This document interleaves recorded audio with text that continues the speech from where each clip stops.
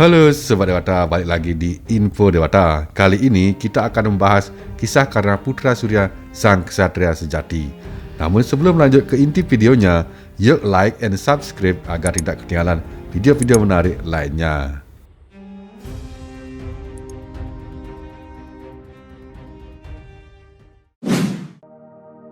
Kelahiran Karna. Mahabharata bagian pertama atau Adiparwa mengisahkan seorang putri bernama Kunti yang pada suatu hari ditugasi menyambut seorang pendeta tamu ayahnya, yaitu Resi Dwarsa. Atas jamuan itu, Dwarsa pun merasa sangat senang dan menganugerahi Kunti sebuah ilmu kesaktian bernama Aditya Hridaya, semacam mantra untuk memanggil dewa. Pada suatu hari, Kunti mencoba mantra tersebut setelah melakukan puja di pagi hari. Ia mencoba berkonsentrasi kepada Dewa Surya, dan sebagai akibatnya, sang Dewa Matahari tersebut muncul untuk memberinya seorang putra sebagaimana fungsi mantra yang diucapkan Kunti. Kunti menolak karena ia sebenarnya hanya ingin mencoba keampuhan Aditya Hridaya. Surya menyatakan dengan tegas bahwa Aditya Hridaya bukanlah mainan. Sebagai akibatnya, Kunti pun mengandung. Namun Surya juga membantunya segera melahirkan bayi tersebut. Dewa Surya pun kembali ke kahyangan setelah memulihkan kembali keperawanan Kunti. Dalam bahasa Sanskerta, kata Karna bermakna telinga. Hal ini mengakibatkan muncul mitos bahwa Karna lahir melalui telinga Kunti. Namun, Karna juga dapat bermakna mahir atau terampil. Demi menjaga nama baik negaranya, Kunti yang melahirkan sebelum menikah terpaksa membuang putra Surya yang ia beri nama Karna di Sungai Aswa dalam sebuah keranjang. Bayi itu kemudian terbawa arus sampai akhirnya ditemukan oleh Adirata yang bekerja sebagai kusir kereta di kerajaan Kuru. Adirata dengan gembira menjadikan bayi tersebut sebagai anaknya. Karena sejak lahir sudah memakai pakaian perang lengkap dengan anting-anting dan kalung pemberian Surya, maka bayi itu pun diberi nama Basusena. Tak lama setelah itu, Kunti disunting pandu dari Hastinapura dan berputra 3 orang, Yudhistira, Bimasena, dan Arjuna. Bersama 2 putra kembar Madri, istri kedua Pandu, Nakula dan Sadewa, kemudian mereka dikenal sebagai Panca Pandawa. Masa kecil dan pendidikan. Basusena diasuh dan dibesarkan dalam keluarga kusir, sehingga ia dikenal dengan julukan Sutaputra atau anak kusir. Namun julukan lainnya yang lebih terkenal adalah Radeya, yang bermakna anak Rada. Meskipun tumbuh dalam lingkungan keluarga kusir, Radeya justru berkeinginan menjadi seorang perwira kerajaan.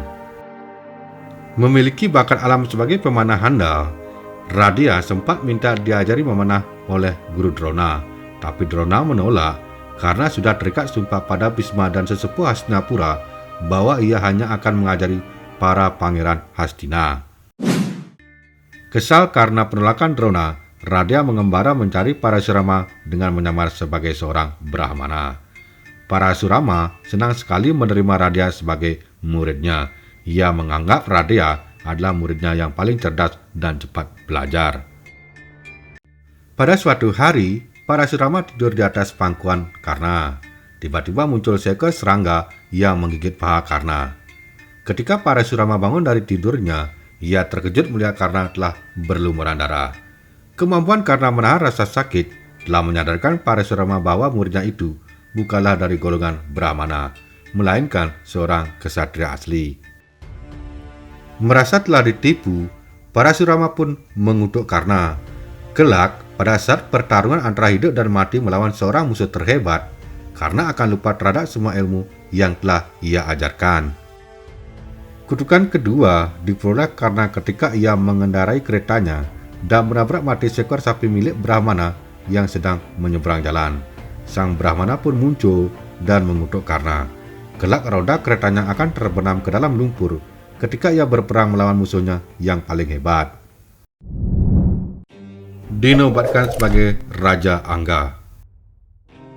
Setelah para pangeran dinasti Kuru menamatkan pendidikan, Drona mempertunjukkan hasil didikannya di hadapan para bangsawan dan rakyat Hastinapura, ibu kota kerajaan Kuru. Setelah melalui berbagai tahap pertandingan, Drona akhirnya mengumumkan bahwa Arjuna adalah murid terbaiknya, terutama dalam hal ilmu memanah. Tiba-tiba, Karna muncul menantang Arjuna sambil memamerkan kesaktiannya. Resi Krepa selaku pendeta istana meminta Karna supaya memperkenalkan diri terlebih dahulu, karena untuk menghadapi Arjuna haruslah dari golongan yang sederajat. Namun Duryodhana maju membela Karna. Duryodhana berkata bahwa keberanian dan kehebatan tidaklah harus dimiliki oleh kaum ksatria saja. Ia mendesak ayahnya Drestarashtra supaya mengangkat Karna sebagai raja bawahan Diangga. Drestarashtra tidak mampu menolak permintaan putra kesayangannya itu. Pada hari itu juga, Karna resmi dinobatkan menjadi Raja Angga. Maka sejak saat itu, Karna merasa berutang budi pada Duryodhana dan para Korawa. Sayembara Drupadi. Drupadi adalah putri kerajaan Pancala yang kecantikannya membuat banyak raja dan pangeran datang untuk melamar, termasuk juga Duryodhana.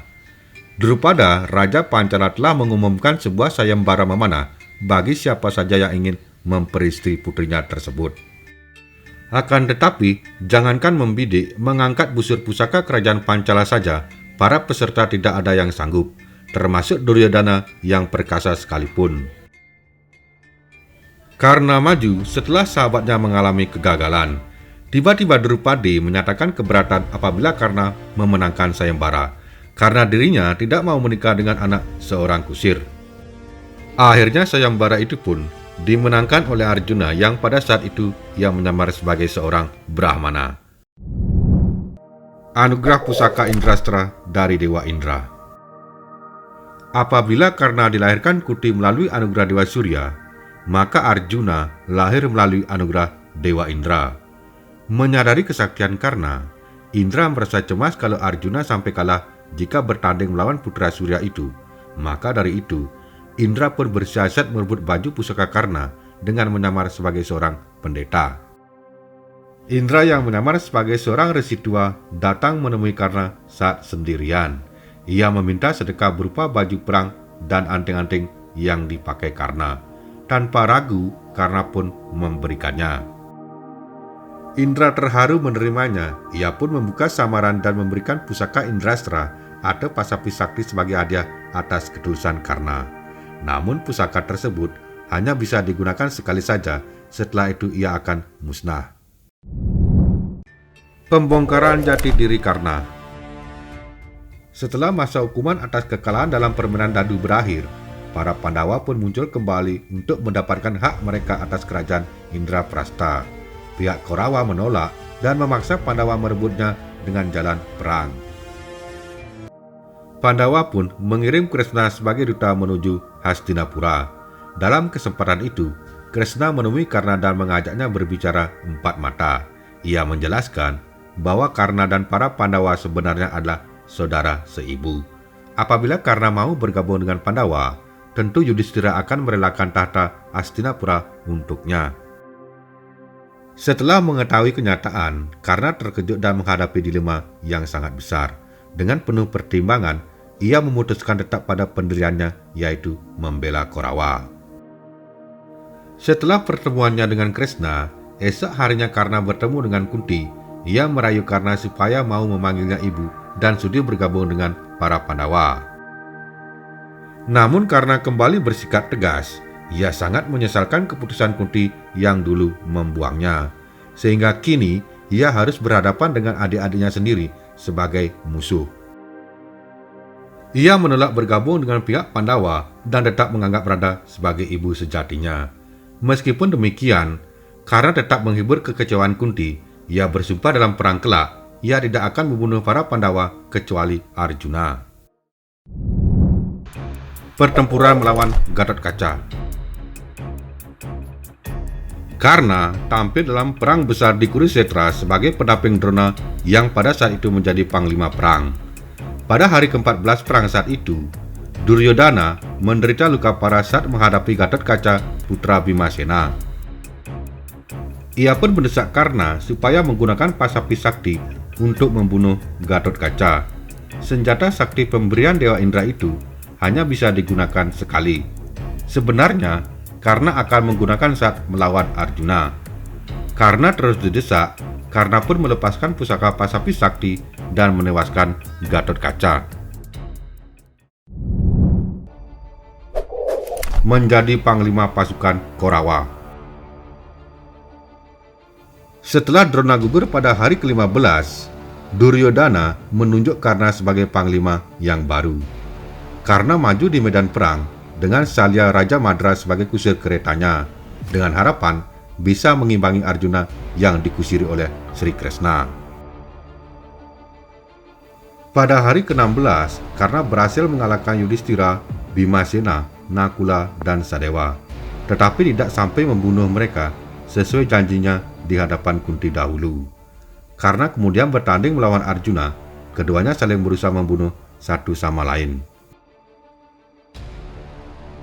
Ketika Karna mengincar leher Arjuna menggunakan panah naga satra, Kresna pun menggerakkan keretanya sehingga panah pusaka tersebut meleset hanya mengenai mahkota Arjuna. Pertempuran tersebut akhirnya tertunda oleh terbenamnya matahari.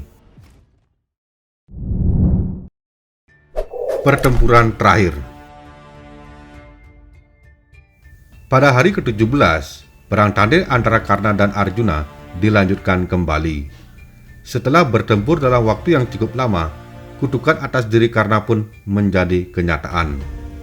Ketika Arjuna membidik menggunakan panah Pasupati, salah satu roda keretanya terperosok ke dalam lumpur. Karna pun membaca mantra untuk mengerahkan kesaktiannya mengimbangi Pasupati. Namun kutukan kedua juga menjadi kenyataan. Karna tiba-tiba lupa terhadap semua ilmu yang pernah ia pelajari dari Parasurama. Akhirnya Arjuna pun melepaskan panah Pasupati yang melesat memenggal kepala Karna. Karna pun tewas seketika. Nah, Sobat Dewata, demikian ulasan mengenai kisah Karna, sang kesatria sejati. Saya Ambari undur diri dan sampai ketemu lagi di video selanjutnya.